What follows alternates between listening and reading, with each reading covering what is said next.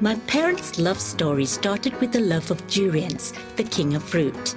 In 1984, during a hot and sticky durian season, my Chinese dad Tan Kim Seong met my Indian mom Madhavi Malyathan in a durian plantation in Merlimau, Malacca.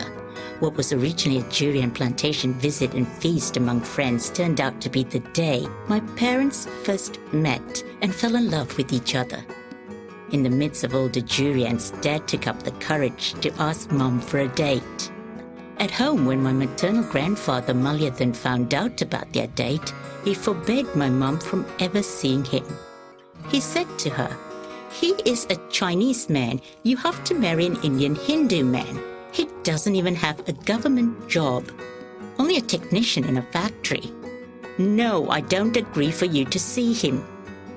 Back then, a phone was hard to get to, so Mom and Dad found it hard to communicate. Thankfully, their friends were very understanding and helped pass notes and messages for them.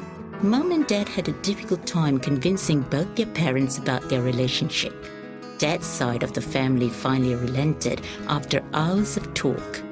On the maternal side, Mom tried many times to convince my grandfather, but failed. She even tried to get help from her relatives to talk to him, but to no avail. Seeing how upset Mom had become, my grandfather had arranged for Mom to be married to a local teacher. Being a strong-willed woman, Mom refused.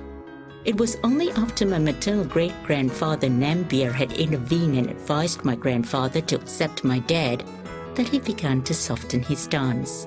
My grandfather placed Mom on a curfew and restricted her from meeting Dad for a few months while he investigated my dad's family and background.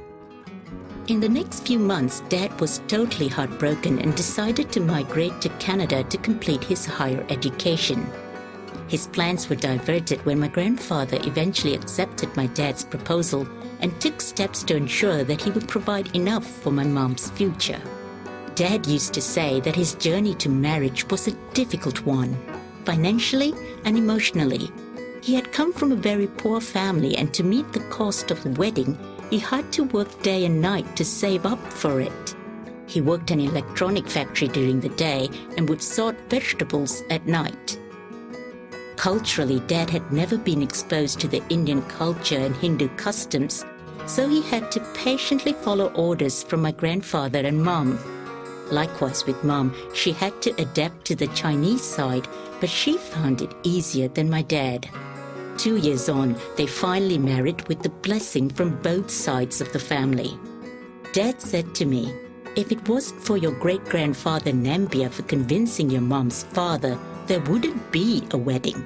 And of course, without our love for durians, you wouldn't be here." Till today, the sight and smell of durians will bring them back to the good old days of romance.